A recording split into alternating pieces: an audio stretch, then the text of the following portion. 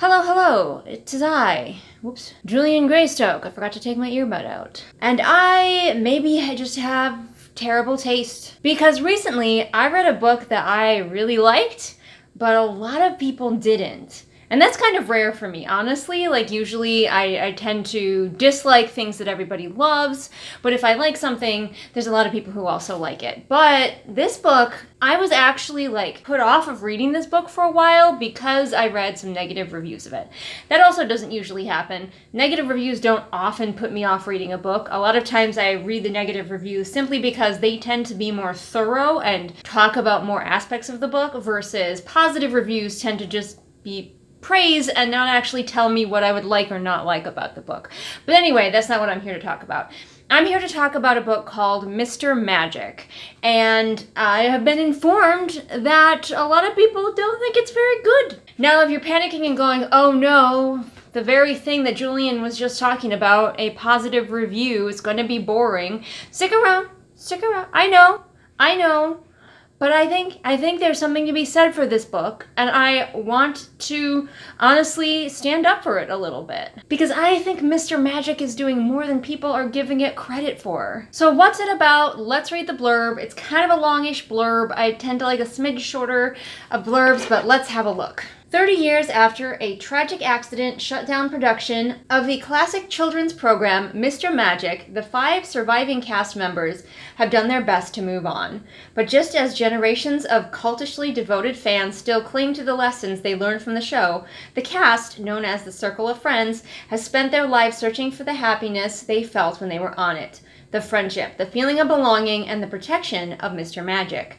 But with no surviving video of the show, no evidence of who directed or produced it, and no records of who or what the beloved host actually was, memories are all the former Circle of Friends has. When a twist of fate brings the castmates back together at the remote desert filming compound that feels like it's been waiting for them all this time, even though they haven't seen each other in years, they understand one another better than anyone has since.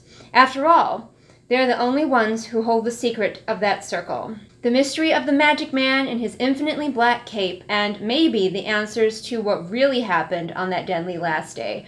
But as the Circle of Friends reclaim parts of their past, they begin to wonder, are they there by choice, or have they been lured into a trap? Because magic never forgets the taste of friendship. So I think something that might put people off of this book is that the blurb really does a bad job of telling you what this book is about.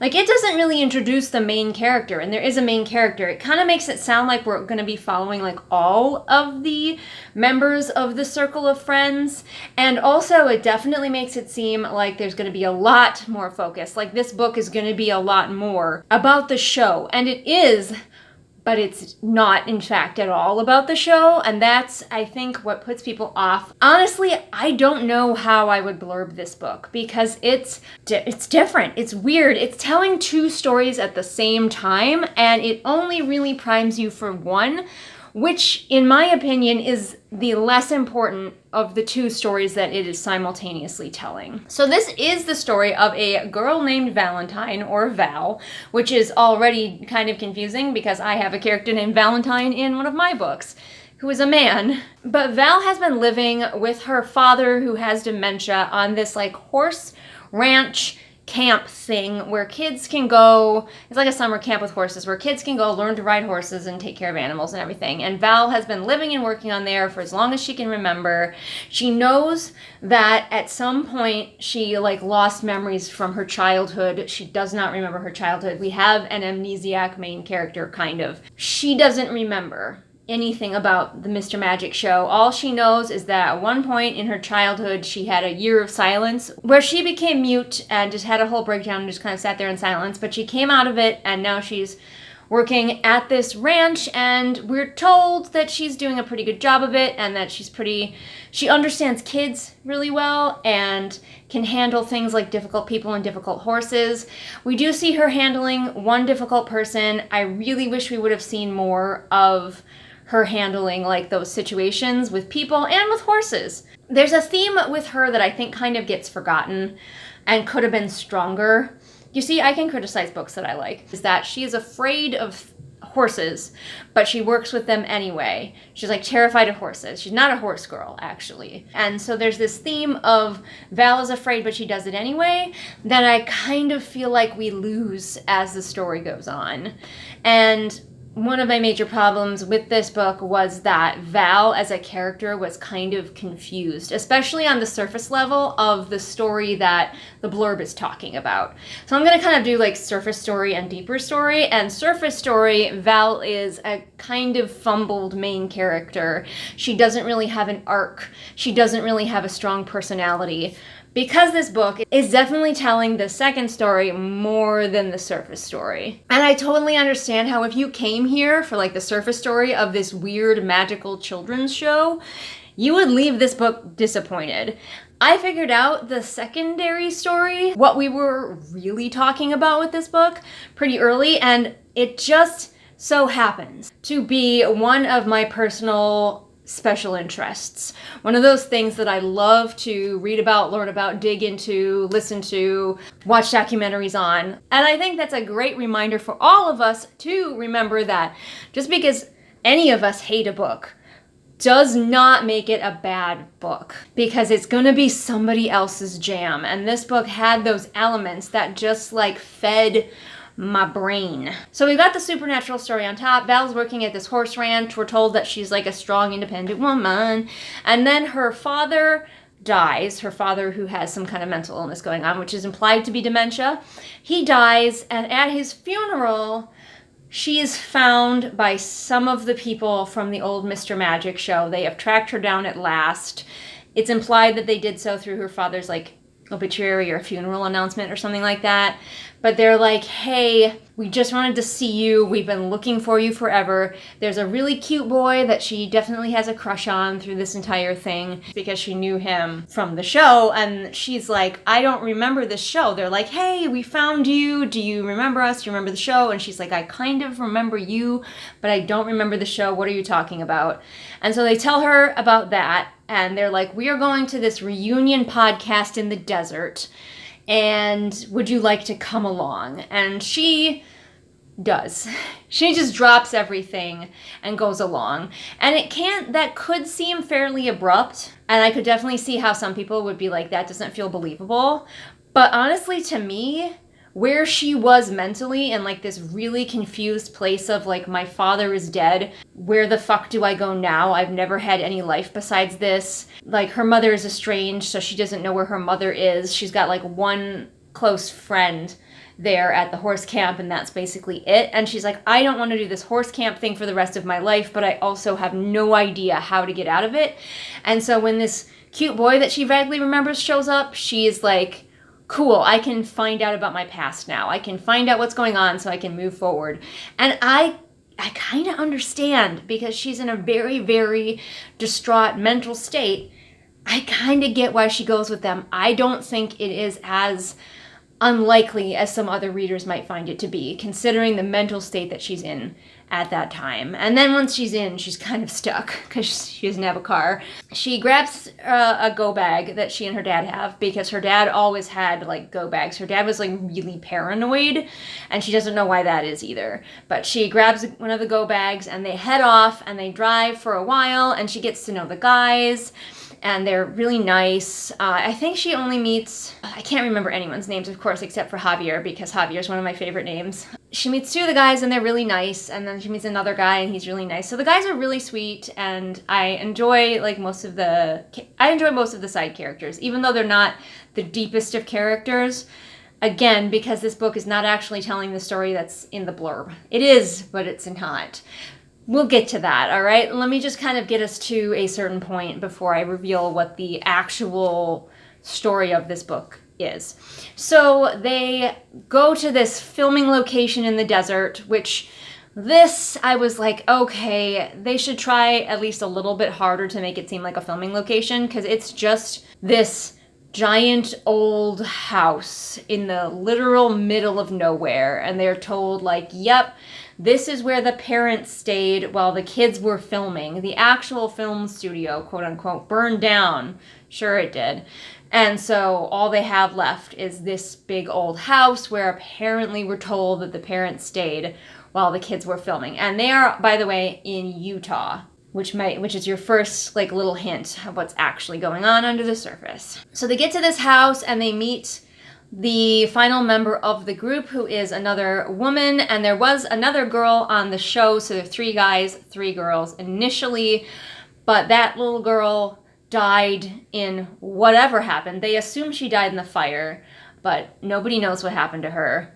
But she died when the show ended, and everybody's got trauma about it, and there's contrived reasons for them not to talk to Val in depth about what happened in the show. Because Val's like, hey, is anybody going to tell me what happened? And they're like, oh, we were given instructions not to talk about the show until after we do the podcast because we don't want to like infect each other's memories, which I think was a mistake. I really wanted to see them like sit down in a circle around a campfire and share memories and have them dealing with like, oh, these memories conflict. Like, I remember this and you remember that. Val, do you remember anything? I really wanted that, and we never really got that. And that was, I think, a bit of a letdown, because what we do get and how we find out more about their time on the show is like segments of the podcast, which it becomes very clear pretty much immediately when they go in to like record podcast sessions. Again, I'm doing all these heavy quotes. That something supernatural is going on here. It's not really a podcast.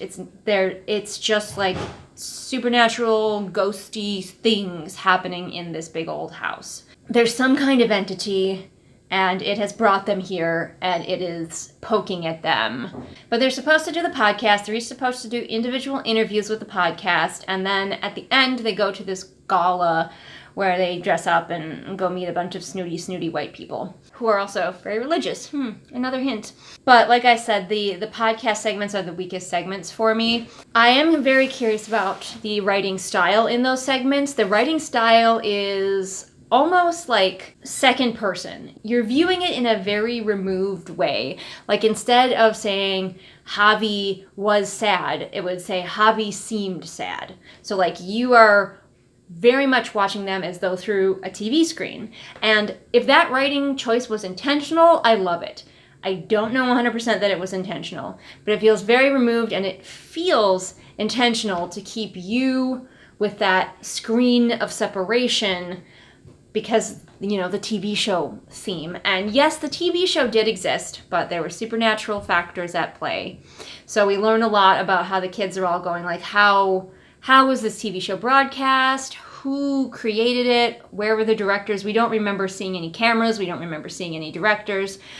But we were on the show, and also like a lot of magical things happened on the show. Like the quote-unquote special effects were too good for the time period. So yes, there was a show, but it was very supernatural. And that element, I think, could also be really interesting. And we do have like Reddit posts and comments and stuff sprinkled throughout from outside people who have seen the show, who have memories of the show, and them just like talking online about the show. And I really like that element if the book had focused more on the show, because that's not really what the book is about. It's like the two plots that this book has don't quite mesh. And that might be part of the problem that a lot of people are having, because not only did they sign on for the surface level story that the blurb tells them, but then the deeper story, the story underneath, doesn't, like, it butts up against it. They don't quite mesh together, and that is a bit of a problem, because I want more about this weird TV show. I want to go into more depth about it, people's experiences with it, and all of that stuff, but it's just kind of, it's supernatural, wibbly-wobbly, not all that important, actually. It isn't and isn't. This book is hard to describe, and I do not blame the person who wrote the blurb for writing a sort of deceptive blurb, because, like, how do you blurb this book? I think I'm probably doing a terrible job of explaining it, honestly. But they go through the interviews. We are very certain during the interviews that some supernatural being, demon, ghost, something is conducting the interviews and is manipulating all of these kids. They're keeping references to characters behave, like turning their heads as though someone is turning their head for them, you know, like creepy stuff like that. And Javier has a tendency to put his own hand on his own shoulder like this, because Mr. Magic used to put his hand on Javi's shoulder to like rein him in. So like you see the little traumatized children like hiding under the surface of these characters. And whatever Mr. Magic was, how that affected them. Because the show was basically these kids who were given sort of archetypes. And like Javi was the troublemaker, and the cute boy was the peacemaker, the heart of the team, the one who always kept everybody like together and calm. And then Val was the leader. She was the one who like took charge of things. Another aspect of her personality that kind of comes and goes. We keep being told that Val is like a confident leader archetype, and at the same time, she gets pushed around and told what to do a lot and kind of goes along with it in this book. So again, her character is just a little bit weak for me. I wish that she had been better characterized. So yes, this weird show had happened and they have memories of it, but it's obviously extremely supernatural. And as the show progressed, Val was able to take more and more control, and she started to make it so Mr. Magic would not be able to come out, basically. So she kept all of the kids in line and kept up an entertaining show, so Mr. Magic didn't need to appear to like discipline them or guide their play or anything like that, because Mr. Magic was evil and creepy. Who would have thunk? But then one day, this is fully spoilerific because I feel like I want to try to explain this book and defend my love of it. But then one day, Val's father intervenes. He manages to get into the show somehow and pull Val out. And she is the only one he is able to grab and pull out. The other little girl, who we learn was Val's little sister, she being the youngest and most vulnerable, gets eaten by Mr. Magic, the demon, whatever he is. And she is now just a trapped soul, trapped in the house as a servant / food source for Mr. Magic. Because children, he can eat adults too, but children last longer. So he's been basically using Kitty, little Kitty, as his everlasting gobstopper for years and years. And she is part of the reason that everybody was reconnected. She's the one who kind of created the podcast because she wants to get the gang back together so they can go back to doing the show, so Mr. Magic will stop feeding on her. Even though she's very far gone at this point. She like can't be saved, obviously, because she's been being consumed by this demon creature for years. But ultimately, Val and company have to take on Mr. Magic, try to find a way to give Kitty some peace. And eventually what they decide on is that Val, as the one with the leadership personality, she's going to stay and she's going to take over running the show from Mr. Magic, and the kids who will be participating in the show that will be going forward are the spirits of kids like her sister Kitty, who are trapped by Mr. Magic, never could get free, just being like consumed by him for years. So she's now running the show forever. She is the new Mr. Magic, so she won't let the evil demon Mr. Magic out. He's trapped, he can't do anything. A pretty bittersweet ending, which I think is on brand and fits the tone of this book. Like, I felt pretty early on that we were not going to get a happy ending from this book, so honestly, where we went was happier than I anticipated.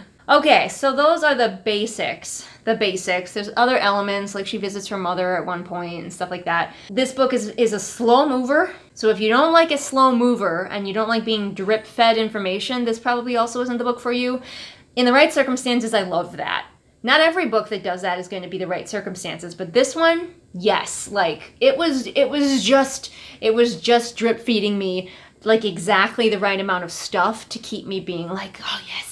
Tell me more. So, alright, that is the story on the surface.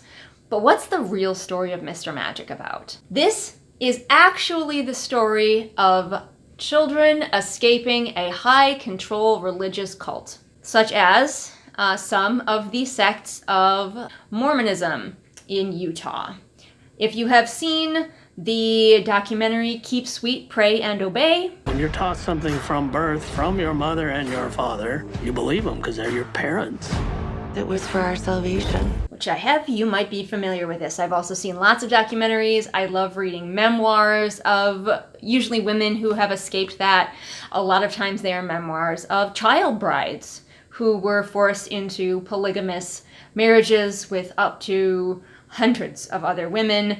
And so it's really interesting. Like, that subject scratches my brain like no other. I love reading about cults, but specifically high control religious cults fascinate the fuck out of me. So because that's one of my special interests, I recognized the hallmarks, what this book was actually about, pretty easily. I looked at some other reviews when I was done, and I did see that some people really didn't even get it until the author's note at the end, where the author explained that this is a very personal book about her own escape from a high-control religious cult. That's the real story that this book is telling, because they go back to Mr. Magic, and this book is all metaphor, and sometimes I love that, and especially in this case I did. They go back to like the Mr. Magic TV show, which is just their childhoods, where they were forced to keep sweet, pray and obey, forced to always put on happy smiles, always obey all of the rules that Mr. Magic had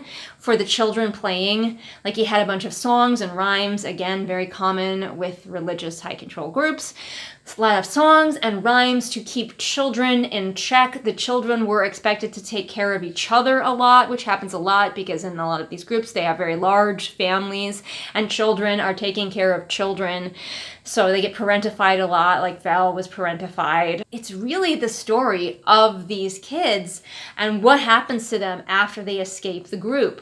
For example, Val's father kidnaps her and takes her away from the high control religious group. But the other characters, they all have different things happen to them. One of the characters turns out to be gay and has to deal with that, the repercussions of that in a society that he is still tangentially connected to. And then we see the other female character. Of course, I can't remember her name. I'm so bad with names. But she starts out as kind of an antagonist because she seems very uppity and very type A and very much like, we have to follow the rules here in the house. You have to do the interviews. She is the most under the thumb of Mr. Magic still. She has been looking at her childhood through rose-tinted glasses. She has been looking at that high-control childhood and thinking, that was the happiest I ever was. And she went out there and she became a wife immediately. She did all the things that women are expected to do in these high-control religious groups. She became a wife. She goes to church. She had a whole bunch of kids, just kept cranking out kids. And now she finds herself without an identity, and she's just trying to get back to the happiness she felt as a child. And as the book goes on, I think her character is honestly one of my favorites. You get to see how she was damaged, still living in that world. Like, she's the one who's the most still in the cult. Her hard outer shell begins to get broken through a girl-girl friendship with Val, which is amazing. I love that it is two women being there for each other. That is what is breaking this woman out of her shell. Like, so good, so real. Another woman being your friend and being there for you when she has like nobody else. She has her husband and her kids, and that's like who she has. So like, it is really interesting. Something else I wanted to mention, and I'm sorry if you can hear my washing machine going in the background, but I could see people complaining about these characters and being like, well, they're just archetypes, they never grow past that, and for pretty much any other book, yes, that would be a major complaint of mine. And yeah, I still didn't love it in this book. I wish that they could have grown past the archetypes, but also there is a theme in this book of like the archetypes that children take on in children's shows to perform, but also these kids, these people are not representing individual people. They're representing the people who have escaped from high control cults. Like, they are the archetypes, just like if they were in a kid's show, they are the archetypes of those types of people instead of the people, individuals themselves. Now, is that like gonna work for everybody? No, but I think I see what the author was doing with it, and I think I see why she may have made the choice to make them such flat archetypal characters. Not my favorite choice. I wish we could have, had both characters that were a lot more dynamic and also filled those archetypes, but honestly, I think I understand why she did it, and in any other book, I don't think it would have worked. So I really loved the way this book told through metaphor what it's like for all of these people who were once children inside of a high control religious cult. It also really reminds me a lot of the Duggars, because the Duggars were on TV, and the Duggar kids are finally being able to start to come out and be like, hey, our childhood was not all sunshine and smiles. Like, yeah, we were smiling for the cameras and we seemed happy, but we weren't happy. And in the very end, there is also a sort of metaphorical moment that I liked where it seemed like the solution at first, she was like, okay, we need a new Mr. Magic, but she was like, we are gonna like make a new Mr. Magic like in the image of the old one. And at first she was gonna put the peacemaker boy, the cute boy that she liked, in that position, because it was kind of saying the whole, like, certain groups are okay if you get the right leadership. It's bad leadership that makes them bad. And yeah, that's kind of true, but you can't just plug a new person into that system and assume it's going to make it better. So she figures out quickly that that is a terrible idea, because he's just going to get corrupted. He's just going to go the way of Mr. Magic, OG Mr. Magic. And so she's like, no, I'm going to take this show in a whole new direction. So it is kind of like reclaiming her religion. Just wanted to check in and make it clear that this is how I interpreted the ending. This might not be what the author intended precisely. In fact, she might have intended something else, but this is what I got out of the ending, because books are art and art is up for interpretation.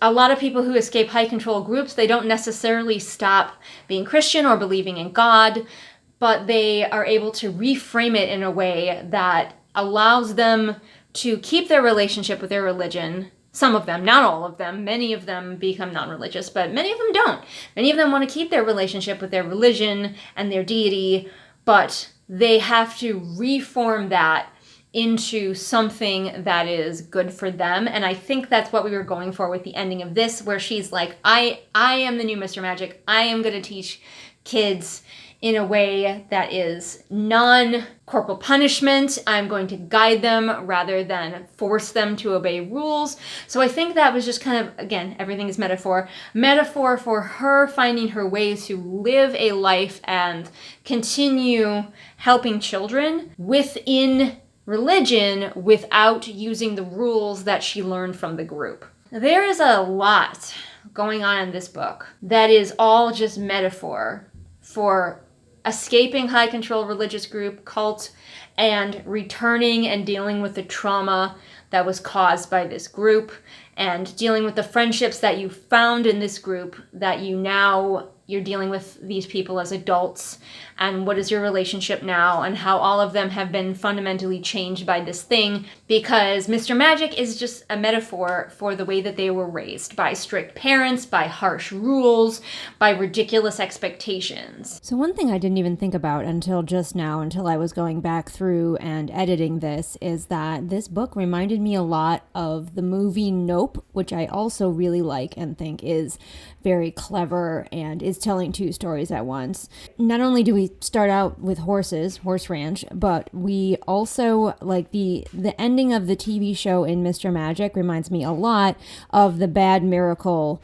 at the ending of the TV show in the movie Nope. And if you've seen the movie, you know what I'm talking about. And like the parallels there may have also inclined me to like this book, because I already liked that movie. And it's really interesting because both of them, yes, are telling sort of a scary story on the surface, but they're also exploring a lot of deeper themes underneath. For me, it's those deeper themes and looking for where the creators are doing, and looking for where and how the creators are bringing out those deeper themes that make both of these pieces of media some of my favorites. So that's what Mr. Magic is really about.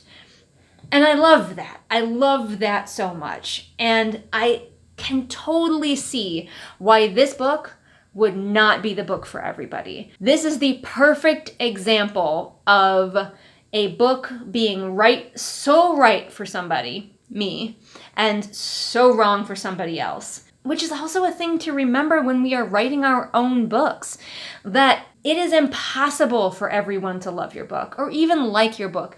That is impossible because we all have different lives, we all have different tastes, and we all have different hyperfixations that will make us either love or hate your book. Like my hyperfixation on religious cults.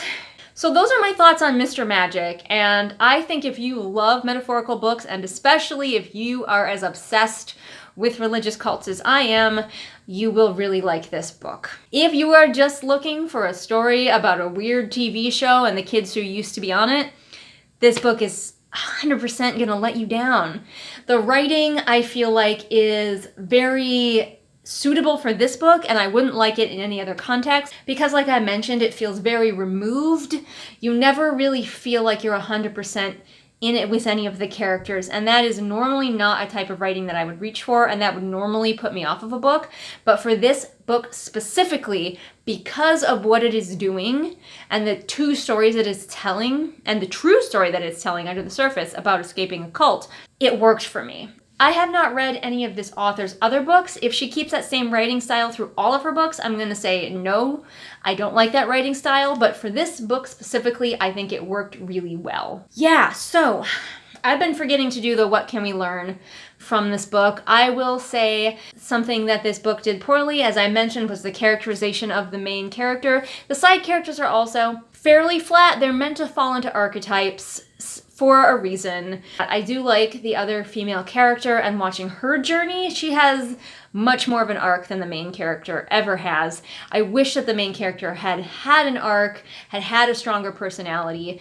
That let me down. If you are looking to write a book with a strong lead character, probably not this one. However, if you are looking to study a book that is just all completely a metaphor for something else, study this book because I think it does a great job. Does it slip up here and there? Yeah. Nothing's perfect, but I think I don't know if I'll ever read anything better at doing what it was doing, probably because that sort of thing doesn't exist. This book is clearly very personal to the author, and honestly, if I was her, I wouldn't care if anybody else liked it or not, because this is a book that is very close to her and personal to her and her life experiences. And I'm glad that she wrote it. I'm glad that she was able to write it, and I'm glad that she was able to get it published. So those are my thoughts on Mr. Magic. Am I wrong? Am I just bad and liked terrible books and maybe I just have no taste whatsoever? Who knows? But I was pleasantly surprised by this book, and I'm glad that I finally decided to pick it up, even though a few negative reviews did give me pause there for a minute. Don't forget that if you would like some new books to either love or hate, I have several that you can purchase now on Amazon. Links in my link tree in the doobly-doo. I also have a Patreon where you can go to get exclusive videos not seen here on the regular channel, so that's cool, for as little as $1 a month. You can see exclusive stuff never seen here on the regular channel. Plus, I am a developmental editor, so if you are looking to hire one of those, hi, hello, nice to meet you. You can find me on Fiverr and ask me any questions. We can work things out. But for now, thanks so much for watching, and I will see all of you again next time with whatever it is I happen to be doing next time. Bye! I gotta sing the Doom song now! Doom, doom, doom, doom, doom, doom, doom, doom, doom, doom, doom, doom. Yeah, the world might seem pretty full of doom and gloom. Hey, at least there's patrons.